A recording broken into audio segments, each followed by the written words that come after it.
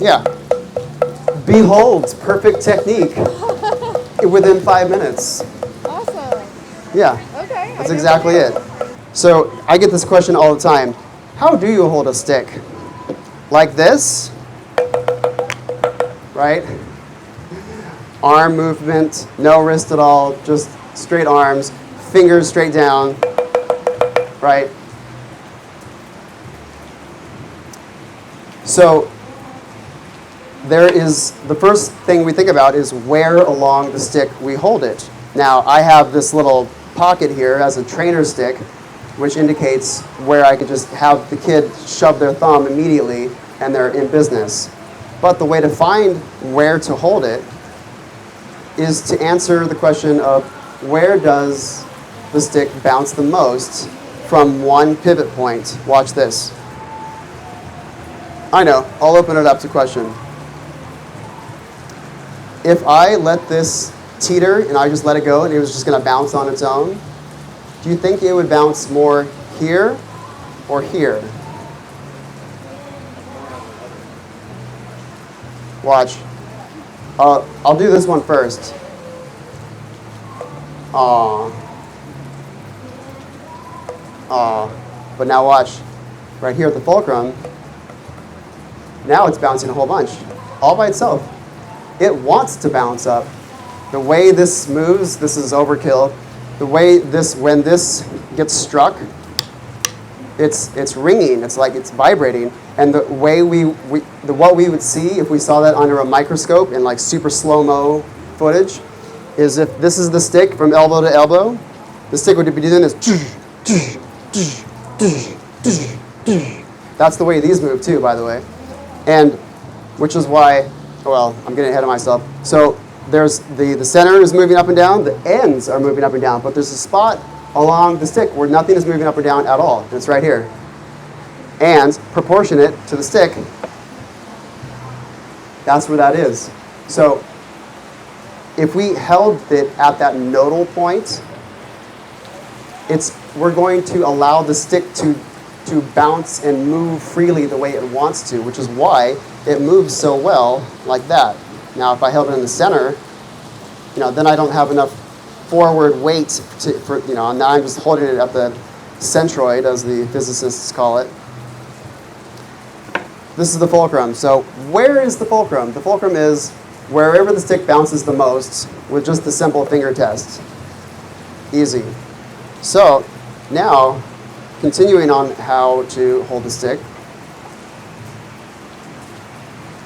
one of the exercises that I like to have kids do, or beginners do, is to hold their sticks like this, which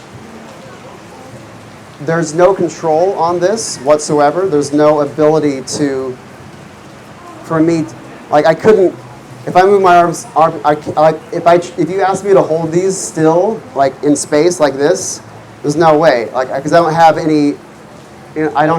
any strength or enough surface area to control that. So, at the fulcrum, I'll have kids do this. And this is a progression based on this, but now we're just going to hold that a little bit.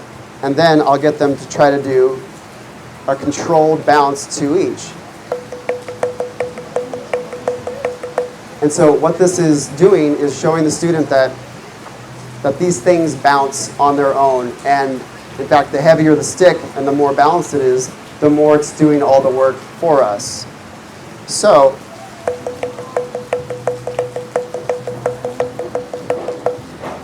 by getting the student to do that, they're shown that the stick wants to bounce on its own, and then we can utilize that bounce to have it, fly faster than the wind. In fact, you want to learn how to hold a stick right here, right now? Let's do it.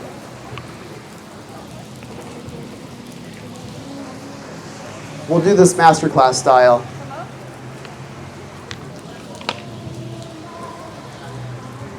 What's your name again? Kara. Kara. Okay.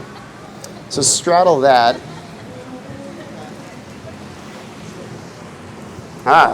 She's already doing it.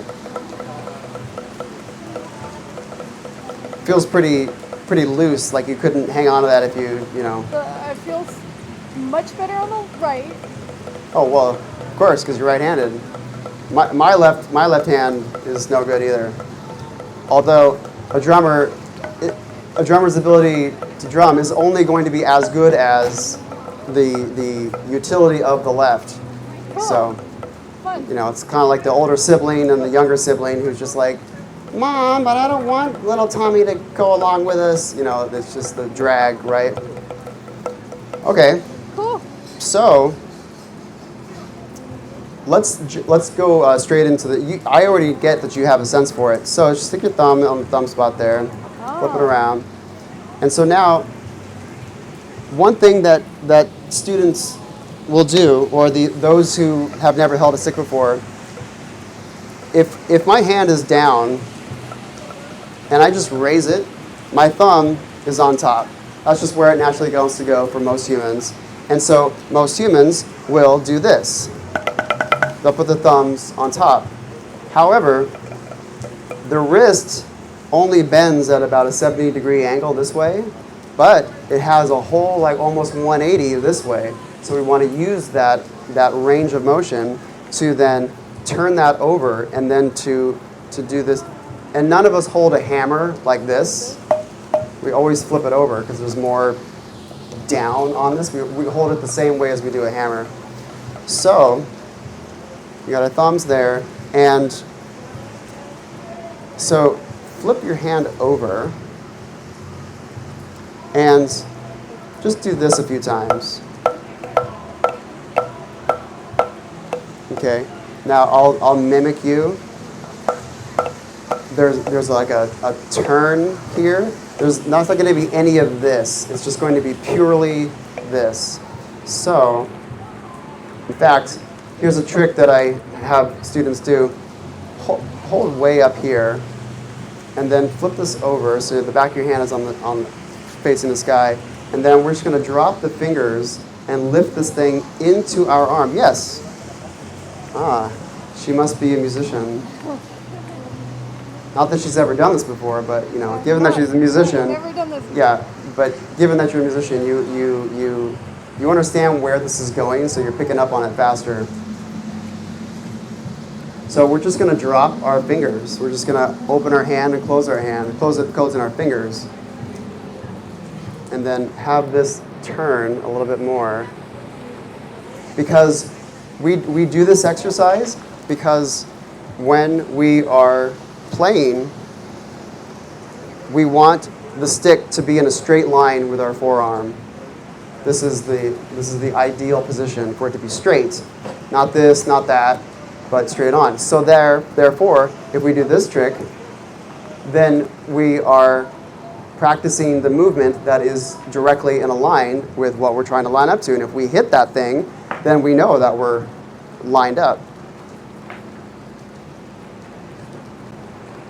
And so do this, just let it fall between the fingers.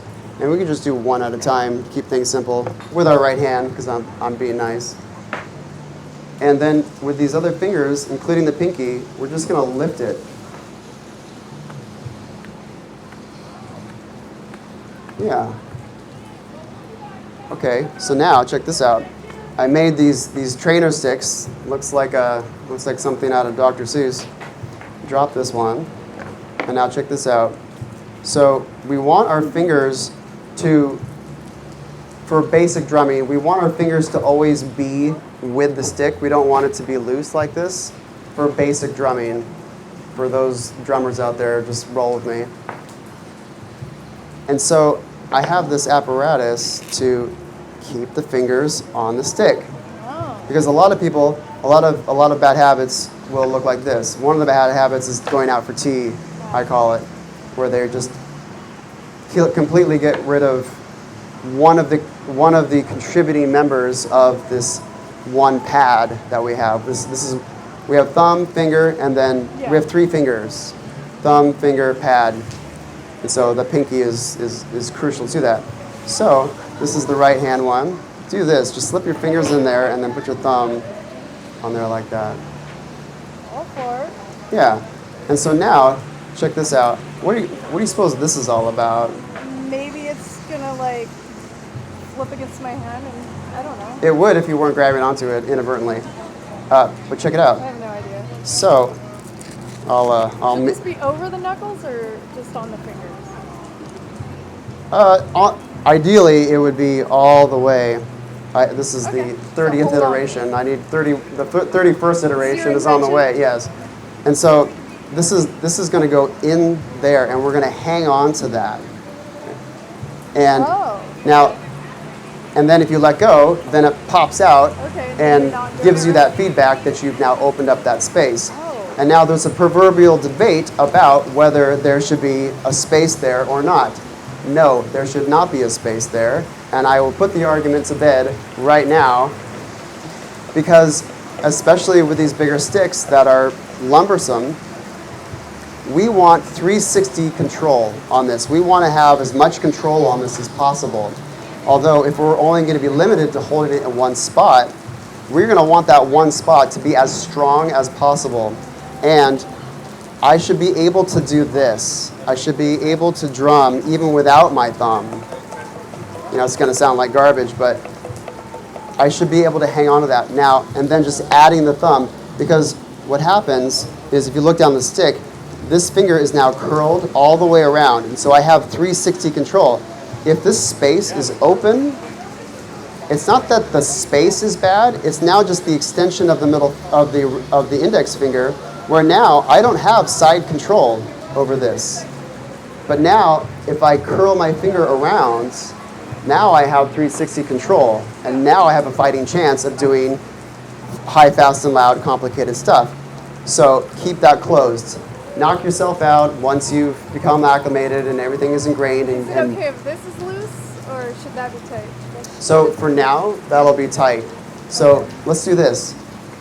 We're not going to open our hand at all. Okay. For now, we're just going to do wrists. And this is, yeah, good. And come up even further. Yeah, boom, boom, boom, boom.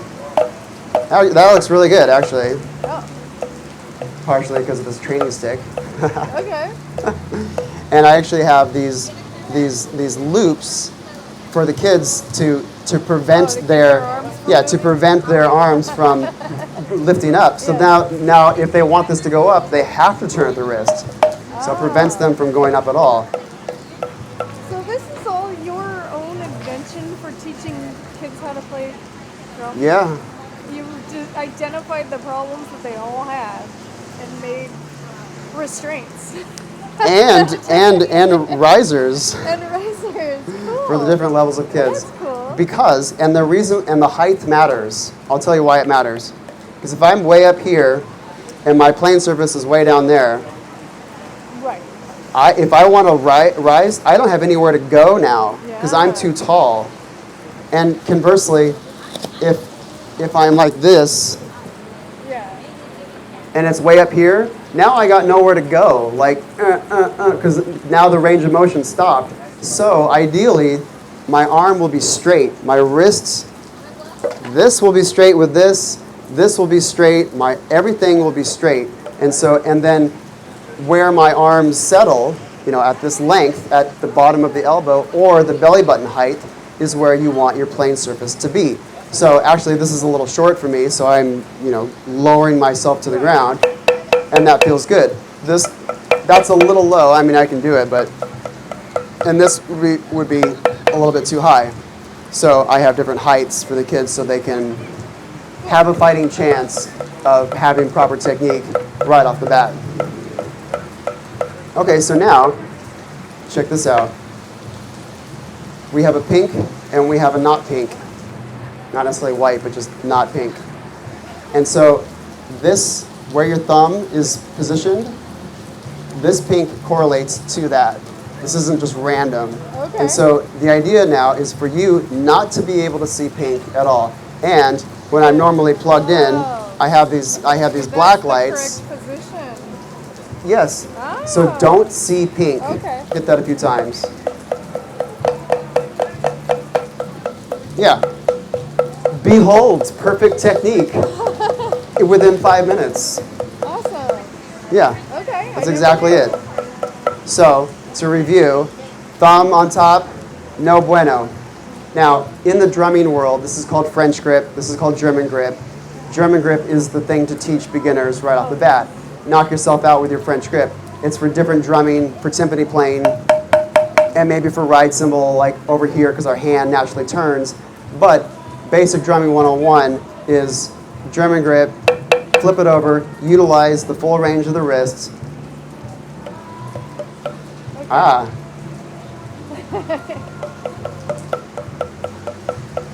Yeah. Now, straddle the wood there so you're not too high. And now we're going to do exactly what we did before. We're going to do the 3 magic ingredients of drumming, of music. And you can apply this to your instrument. Okay, yeah, no, I'm taking this all in. 4 rights, 4 lefts. Now, loud, soft, soft, soft, loud, soft, soft, soft. And we'll slow that down so we can get an even larger differentiation.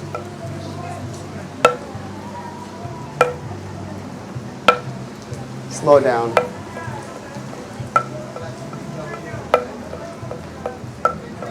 Yes, okay, good. We are getting a volume differentiation, so this is good. So now, just stick your right hand here and keep your left hand there, and they're just going to stay in these fixed positions. Now she's making music. Now we have something to dance to, which is the whole objective of what we're doing here, is to get butts to shake, Woohoo! right? Thank you. Awesome. I have a little practice pad and some drumsticks, and I've never played with them. Now I know what Well, to do. now you know what to do tonight.